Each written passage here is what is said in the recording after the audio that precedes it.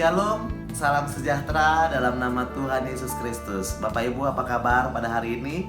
Semoga tetap sehat dan kuat. Hari ini mengawali hari kita, Renungan Harian HKBP Batam Center, Resort Batam Center, tertulis dalam Yesaya 60 ayat 10. Beginilah firman Tuhan. Orang-orang asing akan membangun tembokmu dan raja-raja mereka akan melayani engkau. Sebab dalam murkaku aku telah menghajar engkau, namun aku telah berkenan untuk mengasihani engkau.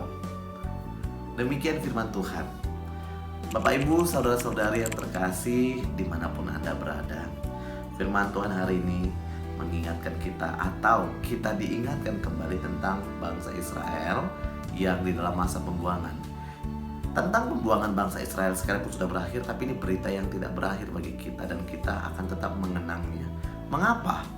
Kita perlu tahu bahwa ada bangsa, ada umat Tuhan yang pernah dimasukkan ke dalam masa pembuangan tidak tanggung-tanggung 150 tahun. Ini hal yang luar biasa ketika Allah menegur mereka dan memasukkan mereka ke dalam masa pembuangan. Tapi dia tidak tinggalkan. Bapak Ibu, saudara-saudari, ketika bangsa Israel yang tertawan dalam masa pembuangan yang dalam waktu 150 tahun itu, Tuhan marah atas mereka, Tuhan marah atas dosa-dosa mereka. Tapi hal yang luar biasa yang saya katakan dari tadi adalah Dia mengampuni.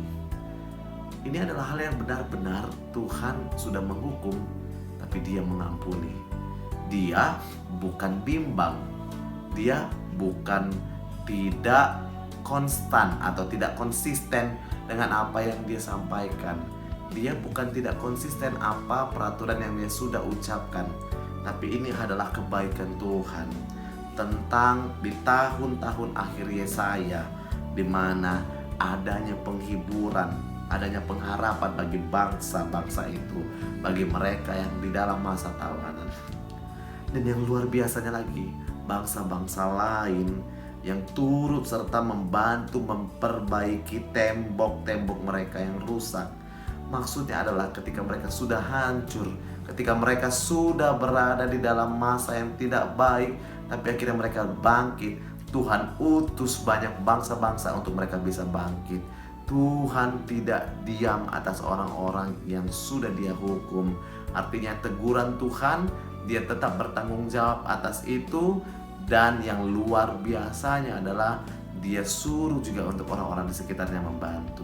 Sama seperti kita, ketika kita terpuruk, ketika kita sedang merasa dicobai oleh Tuhan, dalam arti sedang memasuki masa pencobaan, atau mungkin kita sadar bahwa kita sedang dihukum oleh Tuhan.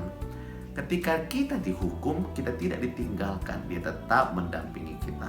Lalu ketika masa hukuman selesai, apakah ditinggalkan? Tidak. Dia datang, Dia ajak kita bangkit, Dia peluk kita, dan Dia izinkan orang-orang di sekitar kita juga untuk turut memeluk kita.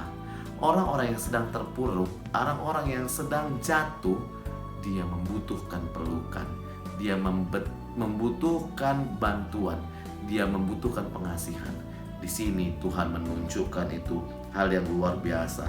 Kalaupun mereka rusak karena Tuhan marah, kalaupun mereka hancur akibat dari kemarahan Tuhan, tapi melalui orang-orangnya Dia pulihkan. Tentang hal ini, apa yang mau kita lihat? Manusia yang berdosa, tapi Tuhan tidak tinggalkan. Dia utus anaknya yang tunggal untuk datang memeluk kita. Maka kita orang-orang yang berdosa, orang-orang yang tanpa arah. Sebab orang yang berdosa adalah orang-orang yang tanpa arah.